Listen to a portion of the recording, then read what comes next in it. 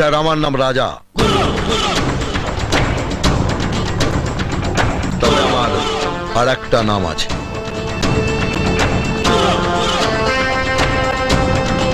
আশা করি আপনি আমার কথা বুঝতে পেরেছেন।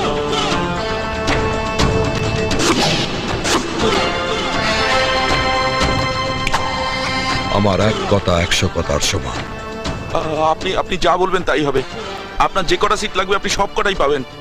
দরকার হলে আপনার বোনের জন্য আমরা নতুন মেডিকেল কলেজ খুলে দেব। দয়া করে আপনি এই চেয়ারটা এখন বসুন। আরে না না স্যার, এসব আপনি কি বলছেন? আচ্ছা স্যার, আমি আসি।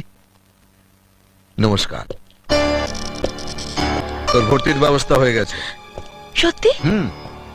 কিন্তু তুমি এই বদমাইশটাকে কি এমন বললে যে এক কথায় সিট দিতে রাজি হয়ে গেল? ও কিছুই না, ওনাকে বুঝিয়ে বলাতে উনি বুঝে গেলেন, আর তুই সিট পেয়ে গেলি। চল।